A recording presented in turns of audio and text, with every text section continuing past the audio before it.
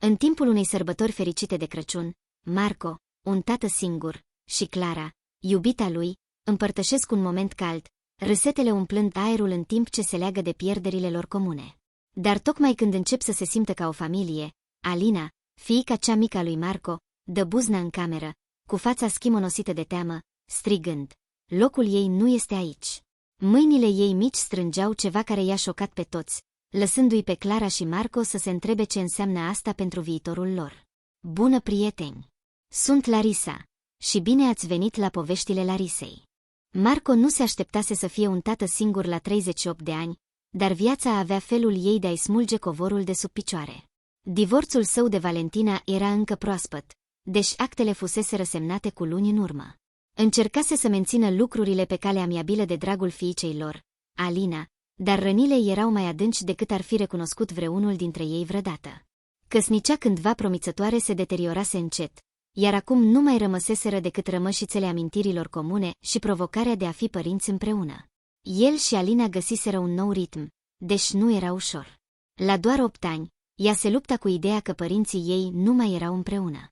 Marco a făcut tot ce i-a stat în putință pentru a-i crea stabilitate, deși exista întotdeauna tensiunea persistentă a modului în care să umple golul lăsat de Valentina. Singurătatea lui Marco se strecura în momentele de liniște, după ce Alina se culca și casa părea prea mare doar pentru ei doi. Într-o seară, o întâlnire întâmplătoare la magazinul alimentar a schimbat traiectoria vieții lui Marco. Acesta stătea la raionul de produse alimentare și se gândea ce roșii să cumpere când a observat-o pe Clara, o femeie care părea la fel de indecisă. Au schimbat câteva vorbe, s-au apropiat de incapacitatea lor comună de a alege o roșie coaptă și, în scurt timp, au început să râdă de absurditatea situației.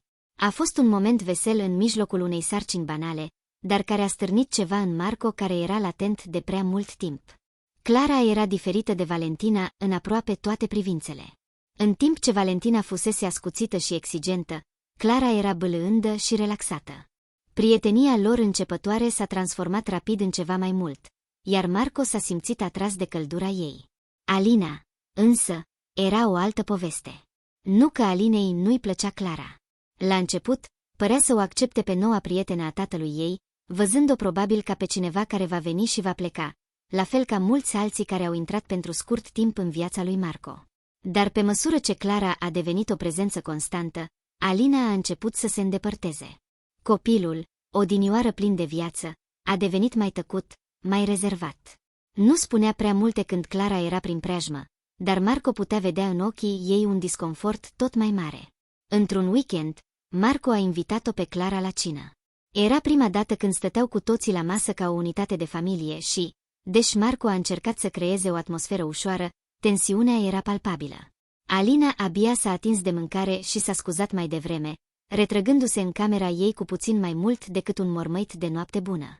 După ce Clara a plecat în acea seară, Marco a bătut la ușa Alinei.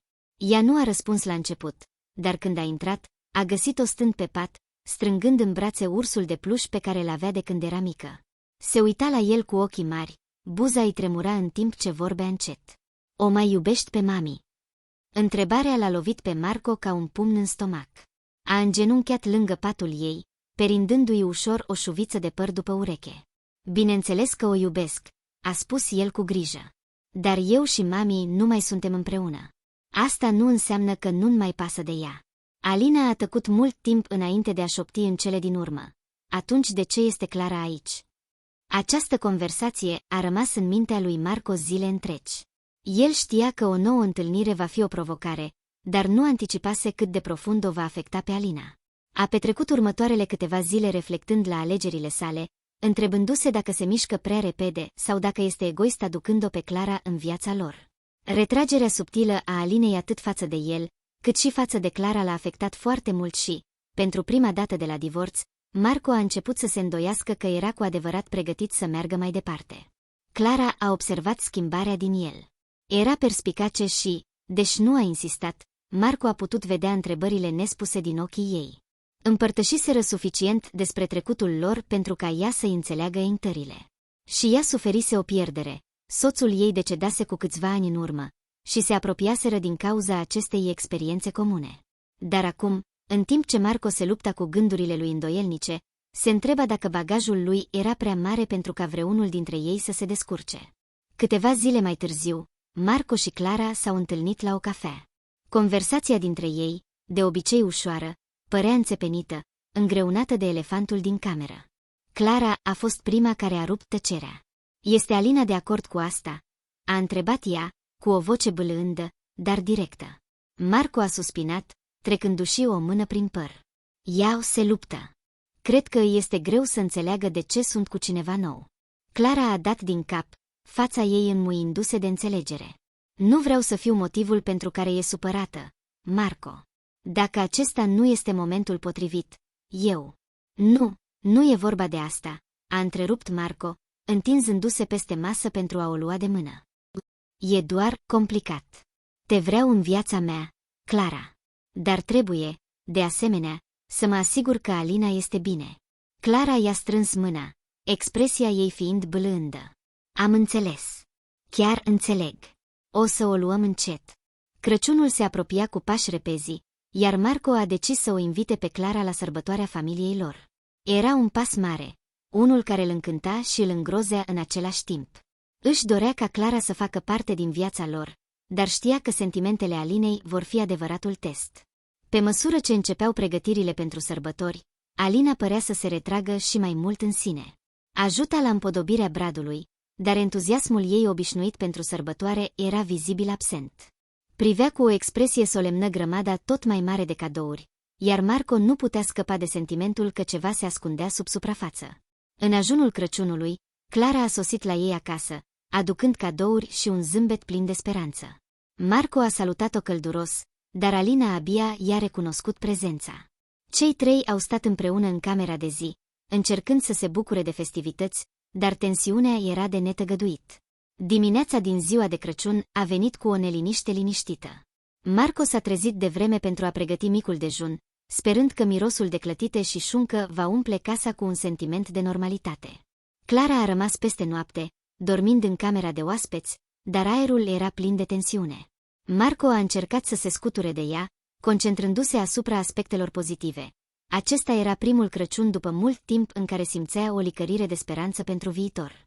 Avea pe cineva alături de el și poate, doar poate, lucrurile se vor rezolva. Clara i s-a alăturat în bucătărie, cu zâmbetul ei strălucitor obișnuit puțin mai atenuat. Simțea și ea rezistența tăcută a Alinei. Dar nu au vorbit despre asta, schimbând în schimb amabilități în timp ce puneau masa și pregăteau cafeaua. Era un acord tacit între ele că astăzi va fi ziua în care lucrurile vor funcționa, chiar dacă asta însemna să meargă pe coș de ouă. Alina a ieșit din camera ei, cu ochii umflați de la ceea ce Marco bănuia că a fost o noapte petrecută plângând.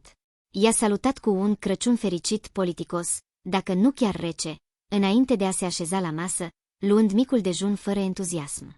Inima lui Marco durea, sfâșiată între dragostea pentru fiica sa și dorința de a-și continua viața. Clara, simțind tensiunea, a păstrat distanța, încercând să nu se impună prea mult asupra dispoziției deja fragile a Alinei. Ziua a progresat încet. Au deschis cadourile în sufragerie, Alina desfăcându-și cadourile cu un entuziasm minim. Marco sperase că bucuria sărbătorilor îi va trezi bucuria obișnuită, dar devenise clar că distanța crescândă dintre ei nu era ceva ce câteva cadouri puteau rezolva. Clara, mereu optimistă, a încercat să intre în vorbă cu Alina, complimentând-o pentru noul set de artă pe care îl dăruise Marco. Poate putem picta ceva împreună mai târziu, s-a oferit Clara, pe un ton ușor și plin de speranță. Alina abia și-a ridicat privirea, mormăind poate, înainte de a-și îndrepta rapid atenția spre următorul cadou. Tensiunea creștea, fiecare interacțiune fiind mai tensionată decât precedenta. Marco era dezorientat. Cea mai mare teamă a lui era că Clara și Alina nu vor putea exista niciodată în viața lui, și devenea din ce în ce mai greu să ignore realitatea acestei temeri. Pe măsură ce ziua trecea, micile momente de stânjeneală deveneau un disconfort palpabil. Prezența Clarei, cândva o sursă de căldură pentru Marco, părea acum o intruziune neplăcută pentru Alina. Fiecare zâmbet pe care Clara îl dădea Alinei era întâmpinat cu o privire goală sau cu un răspuns mormăit, iar Marco putea vedea cum încrederea Clarei se clătina. Era clar că Alina se simțea amenințată de prezența Clarei, dar Marco nu știa cum să reducă distanța tot mai mare dintre ei. După prânz, Marco a decis să o ia pe Clara deoparte pentru o clipă, în speranța de a o verifica și de a o liniști. Au ieșit pe veranda din spate, aerul de iarnă mușcându-le pielea. Clara și-a încrucișat brațele, frecându-și mâinile pentru a se încălzi. Nu cred că mă place, a spus Clara încet, aruncând o privire spre fereastră, unde Alina putea fi văzută stând pe canapea, uitându-se în gol la televizor. Marco a suspinat, sprijinindu-se de balustradă. Nu e vorba că nu te place. Doar că îi este greu. Totul este nou pentru ea. Pentru amândoi. Expresia Clarei s-a înmuiat, dar în ochii ei era o urmă de îndoială. Știu că e greu pentru ea. Dar nu vreau să înrăutățesc lucrurile. Poate ar trebui să... Nu, a întrerupt-o Marco, cu o voce mai fermă decât intenționa. Te rog, nu o face. Am nevoie de tine aici. Putem face asta să meargă. Alina are nevoie doar de timp. Clara a dat din cap, deși incertitudinea persista în expresia ei. Nu vreau să intervin între voi doi, Marco. Ea este fiica ta. Ea ar trebui să fie pe primul loc. Nu te bagi între noi, a insistat Marco, deși, în adâncul sufletului său, nu era sigur dacă era pe deplin adevărat. O să găsim o soluție. Îți promit. Dar chiar în timp ce spunea cuvintele, îndoiala îl rodea. Era egoist, împingându-le pe Clara și Alina împreună înainte ca vreuna dintre ele să fie pregătită? Mai târziu în acea după-amiază, în timp ce stăteau în sufragerie, Sofia, cea mai bună prietenă a Alinei, a sosit cu părinții ei pentru o scurtă vizită. Sofia, care era cu câțiva ani mai mare decât Alina, fusese întotdeauna apropiată de aceasta, iar Marco spera că prezența ei i-ar putea ridica moralul Alinei. Cele două fete s-au retras în camera Alinei, lăsându-i pe adulți să discute în sufragerie. În timp ce conversația curgea între Marco, Clara și părinții Sofiei, vocea Sofiei se auzea din capătul holului, vorbind cu Alina. Sunetul copiilor care se jucau ar fi trebuit să fie reconfortant, dar ceva părea ciudat. Apoi, de nicăieri, vocea Sofiei a străbătut casa, suficient de tare pentru ca toată lumea să o audă. Crezi că tatăl tău se va căsători cu Clara? Camera a rămas tăcută.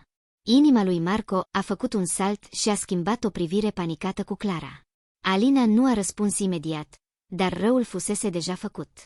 Observația întâmplătoare atinsese un punct sensibil. Câteva minute mai târziu, Alina a reapărut din camera ei, cu fața palidă și comportamentul mai rece decât înainte. Nu a spus nimic, dar atmosfera din casă s-a schimbat dramatic. Marco a știut atunci că ceva se schimbase, că disconfortul Alinei se transformase în ceva mult mai profund. Pe măsură ce soarele a început să apună, semnalând sfârșitul zilei de Crăciun, comportamentul Alinei a devenit din ce în ce mai retras. Abia a vorbit în timpul cinei, evitând contactul vizual atât cu Marco, cât și cu Clara. Întrebarea de mai devreme, despre faptul că Clara va deveni noua ei mamă, părea să persiste în aer, otrăvind atmosfera. Clara a încercat să rupă tensiunea, sugerând să joace un joc sau să vizioneze un film, dar Alina nu a vrut. Apoi, în timp ce se instalau pentru seară, dezastrul a lovit. Stăteau împreună în sufragerie, luminile bradului de Crăciun sclipeau încet, când Alina s-a ridicat brusc în picioare, cu fața ei mică răsucită de teamă și furie. Fără avertisment, a izbucnit în lacrimi, cu vocea tremurându-i în timp ce striga. Locul ei nu e aici. Marco și Clara au încremenit, uimiți de izbucnire.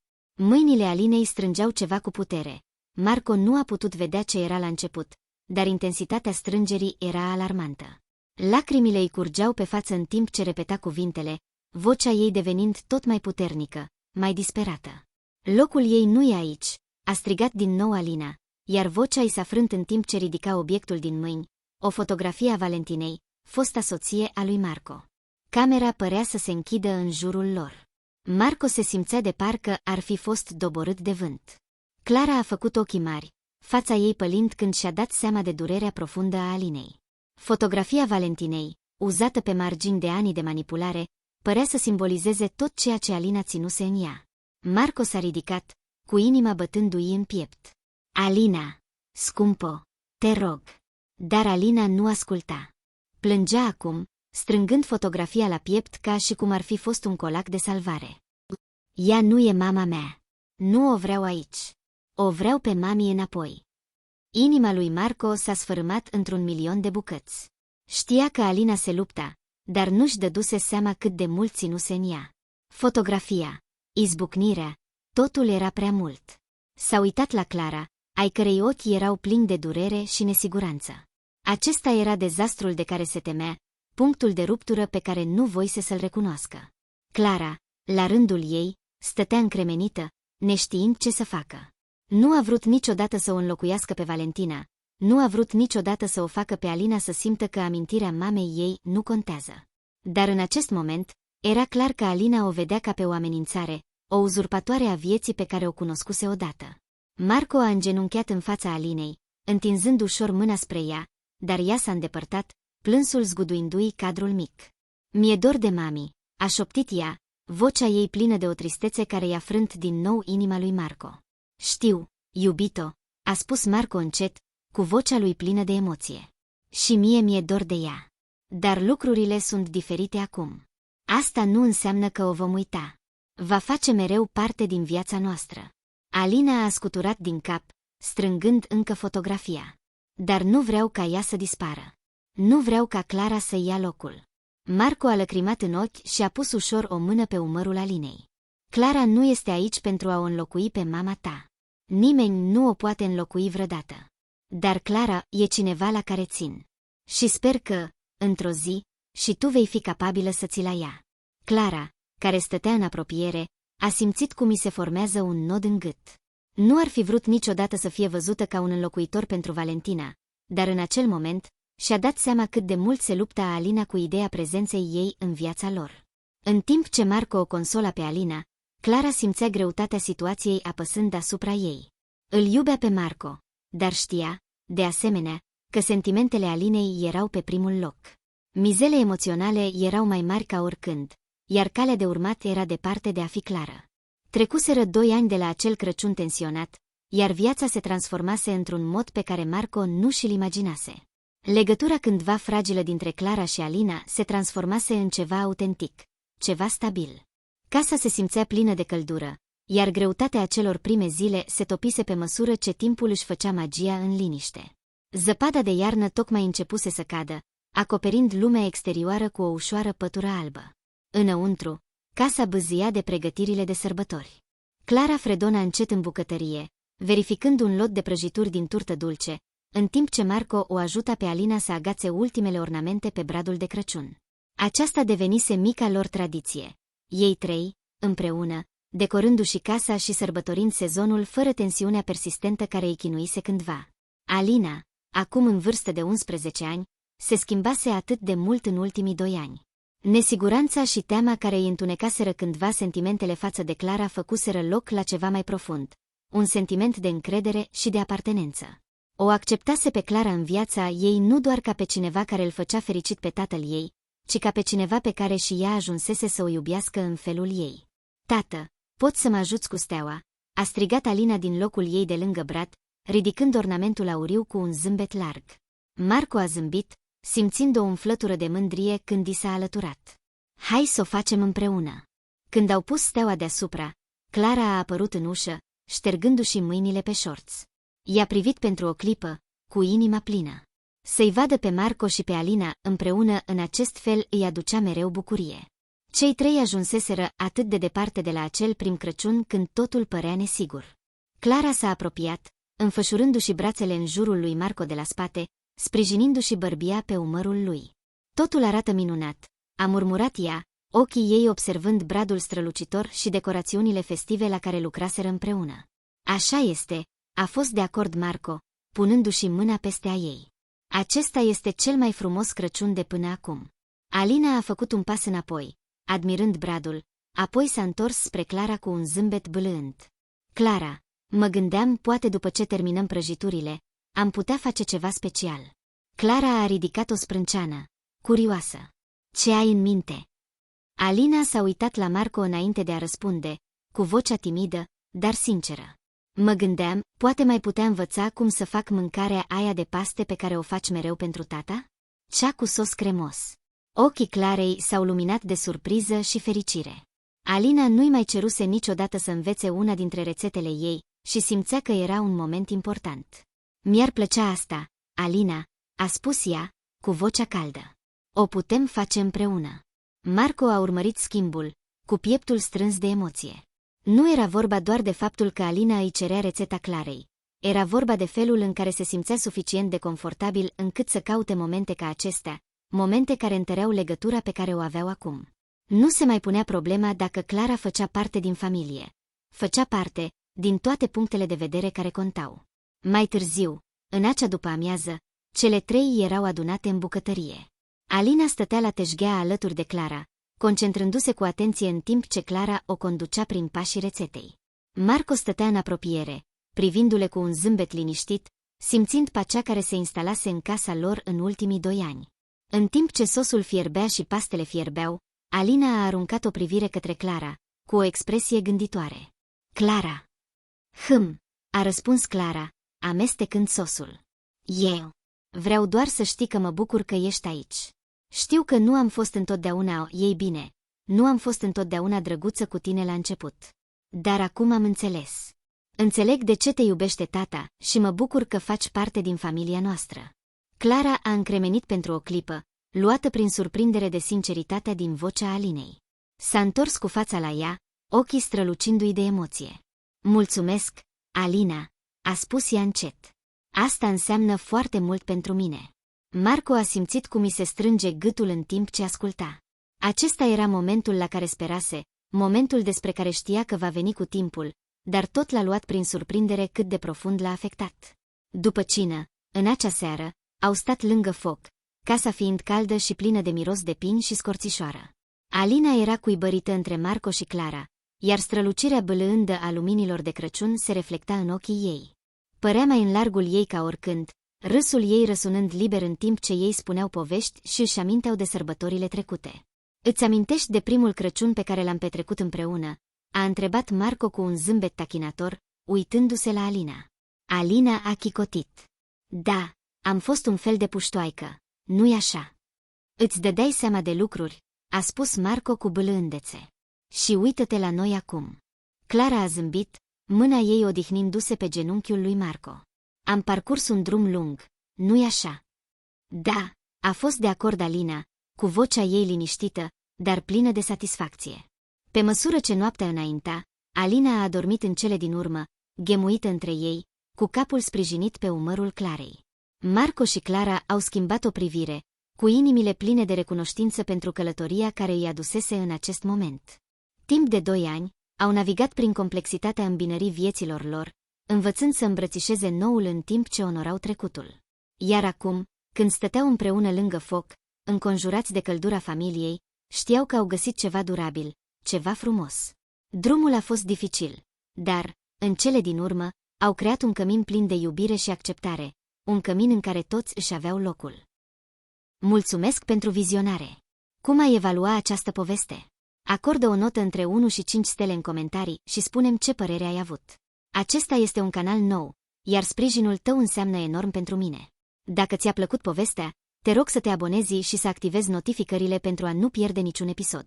Aprecierile, comentariile și distribuirea ta ajută comunitatea să crească și ți-aș fi extrem de recunoscătoare dacă mi-ai fi alături în această călătorie. Ne vedem data viitoare!